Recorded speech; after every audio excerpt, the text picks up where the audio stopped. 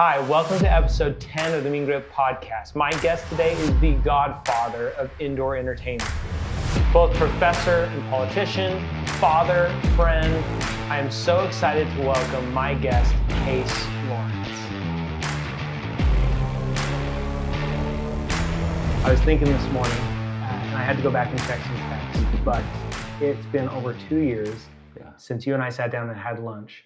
And that's not because we don't get together, but it's because we've both been crazy busy and so much has happened in the last 2 years. So catch me up. Tell me. And we see each other. We're in the same community, so we see each other on the street or driving past each other, dropping kids at school. But it has been too long since we sat down.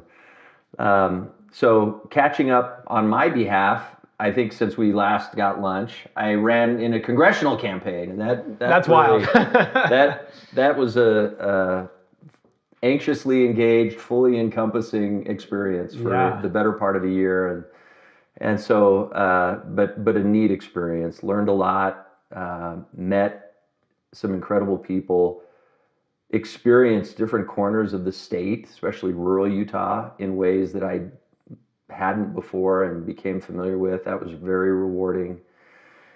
So had a very just extreme experience with that, and that's the only way you do experience that is by, there's nothing moderate about running for Congress. So that was neat. Since then, I just took on a new role starting in January. This is the Place Heritage Park, which is a in Salt Lake City. Yeah, in Salt Lake. It's a state park, and it's the largest state park in the state of Utah in terms of budget and funding. About 500 acres right up there by the University of Utah. And of course, the historical monument and monuments are there, but it's also a full living history park and living history experience with programming and experiential entertainment, which you and I know about and kind of made our careers. So it's been a neat experience. I just started in January. I'm digging in and learning and observing what's going on, and then we're going to make some plans and goals going forward here based on that. So I'm excited. That's cool. That's a lot, and I think you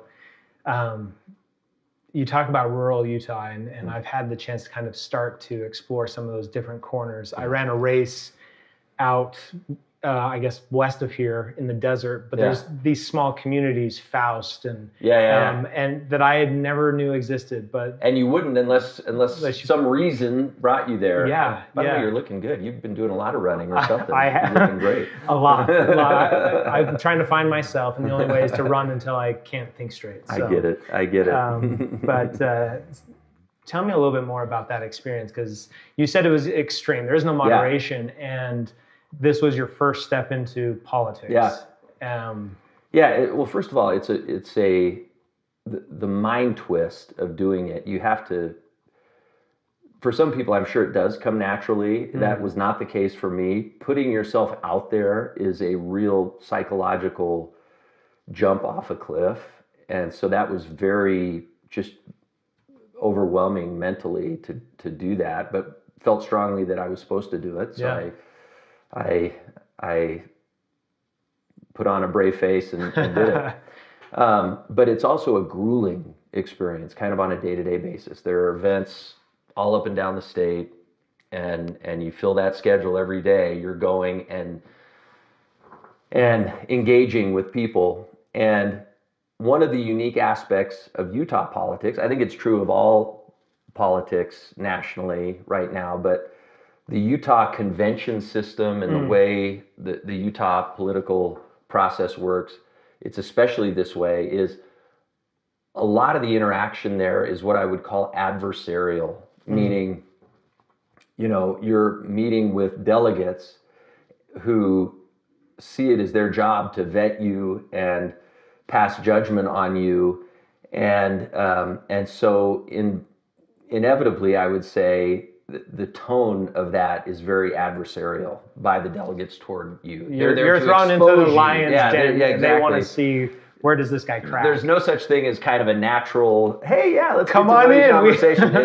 It's very adversarial, and we're here to break you or figure you out or discover Yeah. why you're the wrong choice. So, and I get that. That's part of the process that you're ready for. But emotionally and mentally, it's fatiguing. I can only imagine over a long time. So when I was 18 years old, just eligible to vote, my dad said, "Hey, come to the local."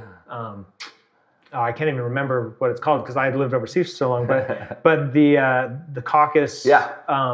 And I was voted as a delegate for my county, and got to go up to the convention and vote, and that was really cool. It was just a really cool experience. Yeah. But I can imagine that is overwhelming. Oh, yeah. Because you're vying for attention, you're vying and trying to just get people to buy into your thought and philosophy. It's a very unique experience. And I can only imagine this. It's like a marathon, but you're going every day because that election campaigning is intense. Yeah, and to that point, it's grueling and it's long. The one good thing about Utah is that although it's long, it's short compared to other states because really, and I'm a Republican and was running in a Republican primary, but it's over after the Republican primary. I can't imagine anyone who would have to maintain that pace for a primary and then again in a general for another 6, 7, 8 months. I mean, that would be really a grueling, longer marathon. Yeah. And you lost. Ours was a half marathon and I lost. Yeah. And that was, as a continuation of that discussion, one of the things I learned, and I always wondered about this, like what kind of feeling would it be when you lose? And it's so grueling and so much like a marathon that the first and dominant feeling is relief. Yeah. I mean, it's kind of like running a marathon. Like, you're done. Win or lose, the relief of being done is fantastic. Yeah. So there's that. I luckily had a little heads up. We had numbers and polling and stuff. A week out, we knew things were trending away from us. So I had a chance to kind of emotionally and mentally prepare for that. Yeah. But it was fine. I guess it wasn't as bad as I anticipated, and it was ended up with good friendships with just about every one of the other candidates who were in the race. And that ultimately was the problem, was that there were just too many of us. The math didn't work. There were 5 of us. And so, but it was a great experience. And with time, I don't think I'd ever do it again. Yeah. But I'm glad I did do it. Yeah. And with time, it actually becomes even more of a rewarding memory and experience. Yeah, that's cool. And in most cases, when you're running on a party ticket and somebody else wins, it's very quick to see support from everybody else to say, hey, we're behind you. Let's go get this. And that's what I did. I mean, that night I texted and called Mike Kennedy and who did win. And told him, anything I can do to help. Yeah. I'm now on your team. And I wrote him a check the next day to put my money where my mouth was, to let him know I wasn't just, lip service. Yeah. And he and I have stayed in touch. He's been great. He's doing great. He's going to do great. That's great. That's we ended up, the 3rd District of Utah ended up in a good place. Good. Well, I want to transition a little bit, just for context, for the friends of the pod and understand. Yeah. So, 2016, I was approached by somebody who said, hey, there's somebody in town. They're looking for somebody to run a trampoline park. Are you interested? And I was working for a Fortune 500 real estate company doing office leasing. Yeah. Suits, the most expensive market in the world.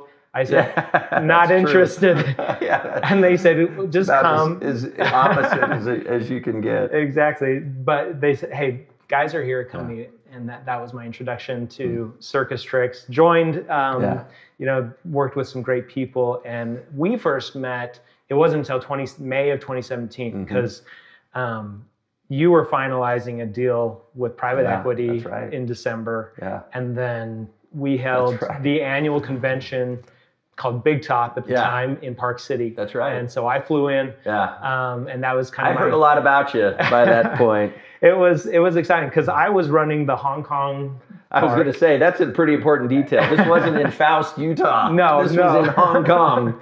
Yeah, and it was interesting because, that was a park that was described as an overnight success. Like, they talked about opening up, carrying bags of money because they didn't have a bank account set up, and it was growing, and just a unique thing for a city that doesn't typically see that type of entertainment. Right. And in fact, I've got a couple of things that I think that I know that you would appreciate. Oh, That my employees, when I left after 6 years, had these shoes made for me because I always wore Vans slip-ons. Love these. Because in Hong Kong, we always took our shoes off to go into the park. And so slip-ons were the easiest for me to go in and out. I'll show these. But the eyes, custom-made Vans. Yeah, these were iconic for the early stage Circus Trix parks. I am jealous. These are incredible. It was the foam cubes. Yeah. The eyes. Yeah, that was what an era that was. I mean, you were right in the middle of it. It was the right time to be joining a growing company. Yeah. And I think companies that are in that stage, I mean, I was just on the cusp of still being an employee who used his own email. Yeah. You get to that point where I think there was like maybe 10 employees who had a Circus Trix email. Everybody else was... It was still a startup. It was still startup mode. But then it was full speed ahead because like I said, when I joined, it was, we're getting private equity and we're off to the races. We were off to the races. So when I started, we had 34 parks. Yeah. And when I left, I think it was around 280. Wow. And now it's beyond. And that was in a 6-year span. Incredible. You really were there for the big scaling. Yeah. And it's amazing. Like, I think of you and we know a lot, Jordan Wade, who's our mutual friend, Tim and Ty. Yeah. Zane, Cord, so many others. Rich Cook, who's the mutual connection, who brought you in originally. I mean, it's amazing the talent and concentration of people we had in that early group of you and these guys who are now all of you are out doing incredible things. And I look back and go, wow, if I could have seen then what all of you were going to go on and do, I mean, it was, I'm just inspired thinking about that because we were making it up as we went, and looking back now, I realized, wow, we had a good group to make it up because it's become clear, and you don't even realize it so much back then. But yeah, what a good group we had. Incredible. And I want to touch on that a little bit because we focus a lot on resilience and just that grind. And I think there's two parts to this. One is people were willing to wear so many hats. Right. Yeah. I mean, I came from entrepreneur, real estate background, and then all of a sudden I was climbing up in trusses, fixing slack lines and ninja course equipment, right. And doing accounting, and you just had this group of people who were willing to do whatever it took. Yeah. And I'm curious from your perspective, is that something that is teachable, or is that identifying somebody who has that already and then you just kind of mold them? That is a profound question. One of the things that's become more clear with time, looking back, I mean, it was my first experience really scaling a company, all of us were doing this for the first time. So you don't know what you don't know. Now with experience and seeing other situations, other companies, you look back and kind of giggle at certain things and appreciate them. But one thing that's very clear about the early Circus Trix days is there were no adults to turn to. Right. And what I mean by that is we weren't only scaling a company, we were scaling a new industry that had no history. And so there were no veterans, there were no, industry vets or experienced experts who we could hire as consultants. And so I laugh at how detailed now, if you go to hire at one of your companies that you've led, you go to hire, how all the search engines, Indeed, and all these different ways you can pinpoint in and search for people with exact experience There was no such thing for us. And so it really became, let's take the best people we can find from whatever background and make a bet on good people. Yeah. And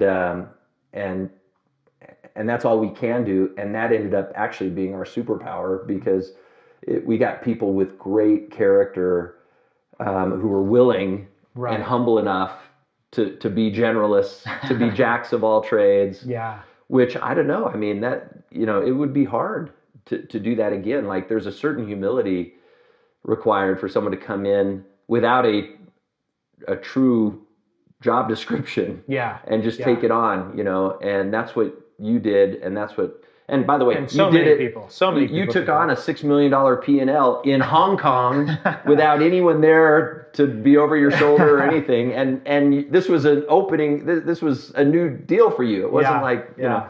So it's incredible. I look back at it now and go, I can't even believe you were willing to do that. I can't even believe any of us were willing to do that. Well, and like you said, hindsight's always 20/20. It was one of the best decisions that I ever made.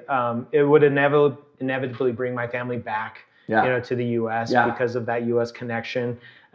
We fought through COVID, and Hong Kong being like the first place impacted by that, and so I remember sitting on calls, basically giving my best interpretation of how it should be handled, because this is what we were doing in China, and unprecedented. So it not only did the company start without any expertise, we went through things that other companies did too. But it was unprecedented for everybody. COVID, everything. Especially when you're in a physical brick and mortar experience that kids are climbing around and stuff, and it's like, okay, how do we manage this? But what a better, I just look back at it and realize there was no better experience for guys like you. Like, your training as a CEO and executive was accelerated by a decade or more.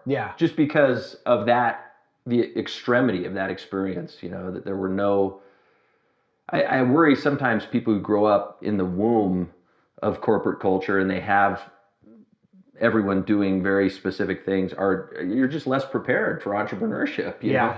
And I think that's one of the reasons our guys, I call them, that team of early tricksters have all killed it out in the world as executives and entrepreneurs, because that experience accelerated experience. Well, and as I was kind of putting questions together, I was thinking about this, is it something that's taught or is it not? And I just remembered back to a Saturday in the park, and it's a full day of parties, and you're staffing teenagers, and in my case, all of my employees were 18 or older, so I had a little bit of an advantage by a year or two. But you deal with no shows and different things, and so I remember on some Saturdays just being understaffed and beyond capacity, and just grilling through that day. And at the end of the day, being exhausted and tired and hoping that none of the employees that were still there were going to quit. But at the same time thinking, I would do anything for these people. These people have fought through this. And it was a similar thing, just on a smaller scale, that those who stuck it out and bit the bullet when it was really hard are going to do better. And I thought that's the only way that you can teach resilience is by example and going through that with other people. So true. And I saw that as these parks, as we've navigated trying to create more unity and create a larger brand. And it's tough. The glue is less effective than those early working shoulder to shoulder through tough times. I mean, there's nothing that builds bond and relationship better than just going through tough stuff with each other, And obviously there's efficiencies and scale that has to happen where you get a standard operating procedures and like, if this fails, do this. But I remember it's like calling up. There's no for manual. me, it was a text or an email like, hey, this broke, what do you do? And so, well, let's ask around. We'll act like we're experts. James, do this. We have no idea. In many ways, writing the whole book. Literally. And you describe it really, really well. I love hearing you through your eyes and with your words, because that's exactly what it is. And that was the other part, is being disconnected, I was able to kind of have a different point of view in the sense that people revered you as a leader, and they looked to you as somebody who was leading this revolution, and that was exciting. Thanks, James. And so happy to have been a part of it, and I love that now. That mentorship. Yes, I use the same one. I pulled this out. This is an old school. I still use mine. Circus Trix. But it's fun to see your mentorship continue. And now, are you still teaching at the university? Yeah. So as an adjunct professor at Brigham Young University. Yeah. Tell me about that experience. And what it's like teaching. I love it. The future. Yeah. There's so much energy there. I first started teaching about 5 years ago and did it kind of experimentally, like maybe I'll do this for a semester. And I've continued doing it. And I guess the reason why and what surprised me was I thought I would be, giving service to these kids. And really what happened was it was an incredible energy transfer from them to me. All these young people just excited about ideas and about companies and building things, and man, it is just, it's invigorating. And so I've loved it, and I love mentoring kids. Mentoring students. I love mentoring my employees. And one of the things I've mentioned it already, but one of the things I'm most proud of with Circus Trix and now Sky Zone is the success that you and others have had, and I think that's every bit as important of a metric to me as the financial success of the company or the growth of the company is how many just incredibly effective, impactful people have spun out of that Circus Trix family, and that's been amazing to watch. So. And I think there's two types of leaders out there. There are some that they're so focused on their own stuff that it's like, we want the best talent so we can get the best results and create something really big here.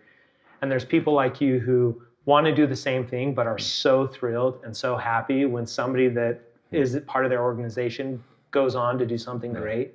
And I think that's what it's about. Like you're saying, that's the legacy that you want, is something that allows an individual to take the knowledge and experience that they've gained with you and go do their thing. One of my heroes, I'm a Duke grad, as those close to me know, and one of my heroes is Coach K. And one thing I heard this anecdote one time, and I've used it before. It's like, by what metric is Coach K? We know he's a Hall of Famer and just legendary coach. What is the more important metric of success? The number of assistant coaches and former players who are now coaching other D1 programs that he mentored and brought up, or wins? Right. I don't know. That would be a tough one. I don't know what he would say, but I'd be curious to hear what he would say. That is interesting. There's almost more joy in watching your family get wins. I'm curious if you have any students that kind of stand out, or like a story of just like a gritty student who's. Oh wow, yeah. One thing about BYU that's fun is you get a lot of international students, and one of the things that they're immediately, I think, somewhat shocked by, but taken with, is the opportunity, especially you're coming from these different countries, and there's an opportunity to be an entrepreneur right away, even while they're a student. And I think once that dawns on them and they realize the opportunity here of entrepreneurship, they really embrace it. So I'm currently mentoring a kid from India, from Taiwan, and another from Hungary, and I just love seeing them dig into entrepreneurship in a way that just frankly is not possible in their home country. And so BYU, that's a fun aspect of BYU. We've got a lot of creativity, both in BYU, but in Mormon culture generally, and I think that we see that through BYU. So there's a lot of creative products that kids are coming up with as students. Yeah. And that's impressive. We've seen a lot of successful companies come out of the BYU entrepreneurship program. Owlet, Phone Soap, I could go on, you know. And these are kids. These are students who are doing this while trying to graduate and get credits. And the university, specifically over at the business school, the Entrepreneurship Center, they've built a program now where you can get, you know, just about a year's worth of credit by starting a business. Wow. And so most of those entrepreneurship students are not just studying entrepreneurship, they've got some kind of company or idea that they're building while they do it, and so they get so much more out of it because they're actually doing it, studying it. So that's so awesome. It's awesome. Yeah, it's fun. They've got a great program over there. Kind of, what do you do personally, whether it's physically or mentally, to keep an edge on a regular basis, either weekly or daily? Well, I wasn't joking when I said you look great, and thank you. You know, it's probably worth being transparent and saying I've never been in worse physical shape of my life than when I was in the thralls of building Circus Trix. I was traveling every week, and all of the issues and challenges and exhilaration of building the company and entrepreneurship were top of mind, and it just wasn't a priority to stay in physical shape, and it was more difficult to do so. And so I was kind of late. It wasn't until I got to a certain plateau in the business that I was able to turn my attention, and this was probably 10 years ago, to say, okay, I'm going to get in shape. Yeah. And so because of that, I've appreciated the journey of doing it, and I feel so much better now physically. But my pattern, I've kind of fallen into a very predictable pattern. I play pickleball 3 days a week, rain or shine, and that's kind of I'm not a runner, so I play a lot of pickleball. We've got a good group here in Utah Valley, that competitive group we play with, and there's always good games, so that's great. And then I lift, I do weight training on the other days, so I kind of rotate that way, and that works for me. And now I'm at a point in my life where if I don't do that, I feel off. Yeah. And so I know it's taken hold. The other thing I do that I've had great results with is I do hot cold treatment 3 days a week, and I am a big believer in that. I don't know what effect that has on my actual health, but in terms of how I feel, you feel good mentally. What's kind of your time so split between hot and cold? I do cycles, so I do like 15 minutes hot, 5 minutes in the ice bath, 15 minutes hot, 5 minutes in the ice bath, and I usually do 4 cycles of that. So a good hour I spend, and it is time well spent. Nothing makes me feel better throughout the week than that. So it's worth it. That's my indulgence, I guess. So I recommend that to anybody if you haven't played with hot cold therapy. I've got a sauna ice bath combo in my garage. The poor man's version, which it doesn't matter. It makes it work. But I ran a race, and I got super cold during the race, like miserably cold. Yeah.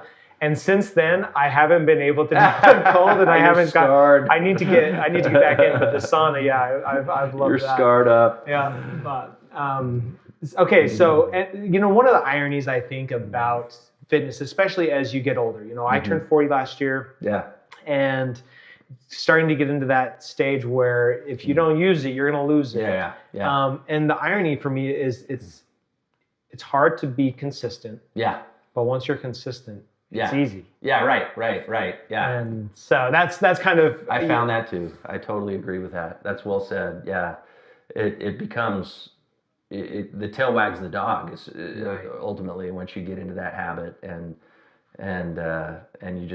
you can't get away from it, which is good. And so I love it. I mean, I still struggle. I love to eat, and I still struggle being consistent eating well, and I can always do better at that. But yeah, the exercise piece is just so critical. And I look back now with regret, like anything we learn.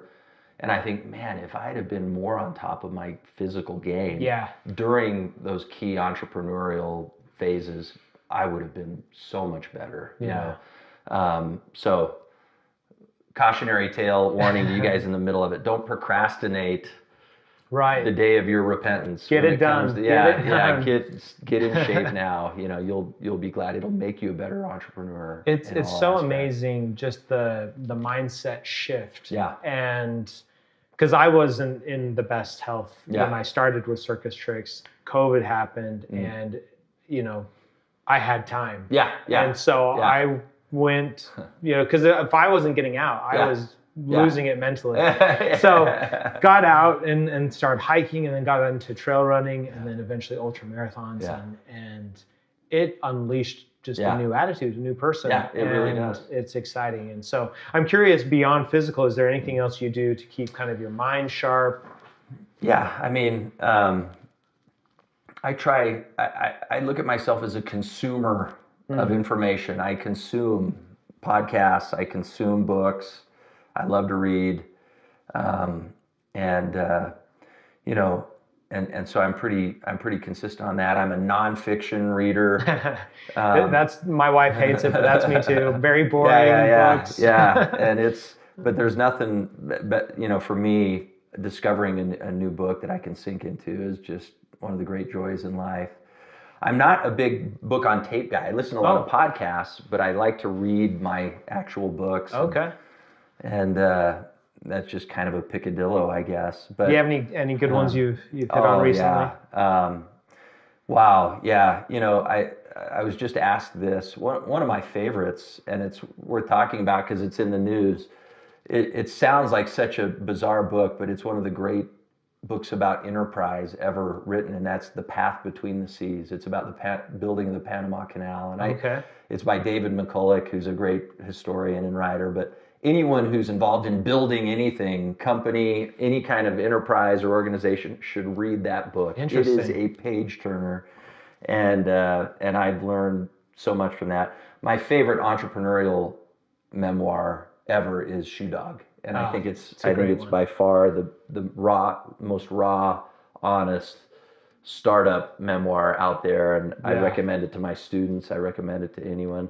I'm looking at your bookshelf, and I see essentialism, and I think that's just a great, you know, even that Essentialism and Effortless series by McKeon. I just think that no philosophy application in my mind has been more affected by that. In terms of, you know, really applying, learning to say no and learning to focus on things. So I love those. I could go on and on. I love biographies. And recently, some of the better ones I've read, Charles Lindbergh, great biography. Obviously, the Elon Musk biography. Anything by Walter Isaacson. So I was going to say Walter Isaacson. Because I'm Audible. I got the Ben Franklin. Oh, incredible! And I thought, how am I ever going to make it through 32 hours of this book? Amazing. Wasn't hard. Page turner. He turns everyone's life into a page turner. I'm with you on that. That's good. He's incredible. So, keep reading. And it's just even if you're not a reader, like you said, you know, I mean, there's so much information to consume now. No one has an excuse. No one. Even if you hate reading, you can listen to podcasts and fill your day. Work.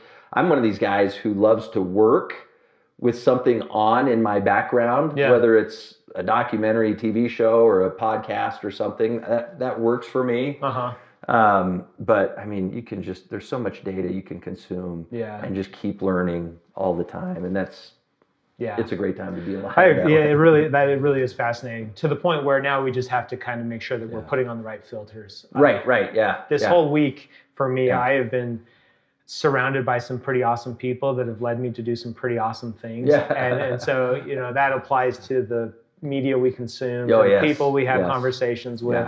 And I mean, even that you would give me an hour of your time. I appreciate it. I love being here. I love talking to you. But let's we're kind of getting close to wrapping up. I have some rapid fire questions here I want to get to. Wow. So rapid fire. We can go quick with some of these.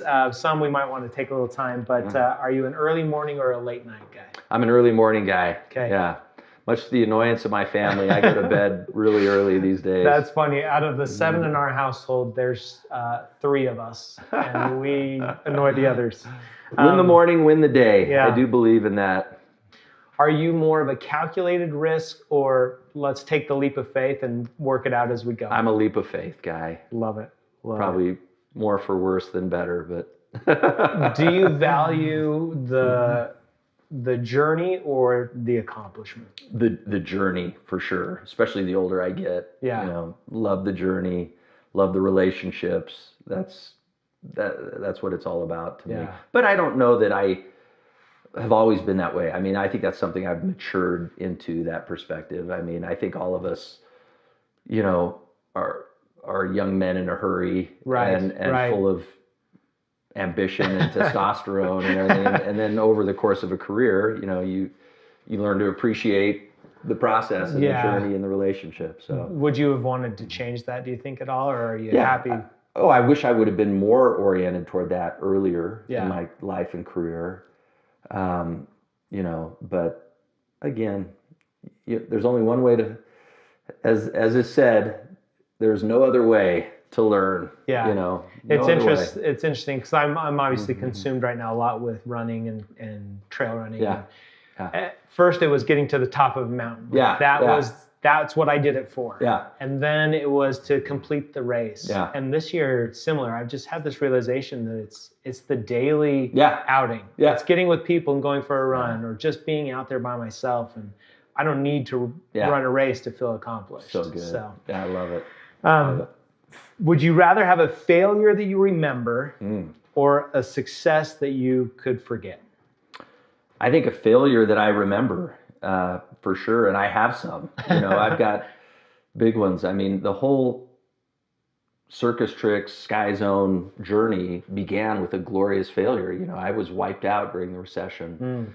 I talked a lot about that because I had started a company and thought it was going to be very successful, and it just ran into the buzzsaw of the recession. Yeah. But it was out of the ashes of that I was in a situation, frankly, of desperation, needing to do something, that I started Circus Trix, and I probably wouldn't have if I hadn't been in that position. So I learned a lot, and my greatest accomplishments kind of came from that failure.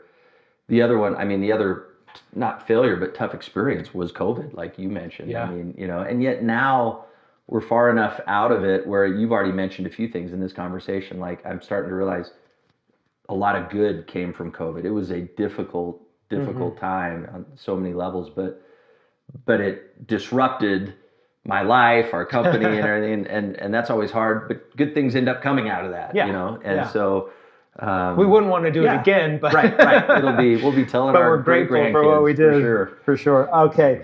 Does it take more grit in business or politics? Ooh, I think it takes more grit in business, because business, you just have to keep solving problems relentlessly. Yeah. You know, I think politics is more about, like we talked about, just being willing to put yourself out there in the first instance. But you know, the grit of solving problems on a consistent basis in business it's tough. Wow. Yeah, you gotta, that's hard. Would you rather teach a classroom full of people or mentor one-on-one? Wow, that's a tough question, because there's joy in doing both of those things in an effective way, and so they're, you know, they both can bring joy. They're both very different, though, in terms of what you can teach and convey. So I'm going to say mentor one person. I just think you can go deeper with one person. And then if you had to choose hard work or talent, what do you know? Oh, hard work. I know that's definitely a hard in business. I mean, you know, for sure in business, it's all about being able to grind and work hard. You know, I'd take hard work over talent any day. Yeah. I love it. Final question. What's something that you do now that would surprise your younger self? My younger self. Wow. Well, I think my younger self would have been surprised at a lot of the things I'm doing. You know, the fact that I play a lot of pickleball, the fact that I'm teaching at BYU, all of those things. I think the very fact that I got in the trampoline business. You know, I'm a lawyer by training.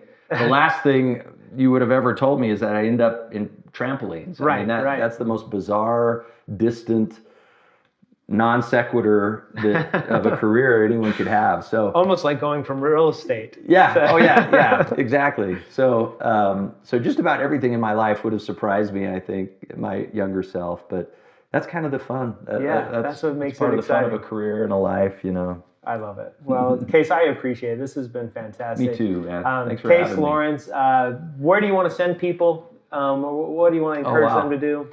Well, a couple things I'm working on right now. First is This Is the Place, and we mentioned that I've been working there. If you haven't been out there with your family in the last several years, make a plan to go out there with your family and experience that. And that would be my plea to you. Cool. Come out and visit. Yeah. Stay active. Keep grinding. Stay active. Like, subscribe to the channel, and hey, thanks for being with us today.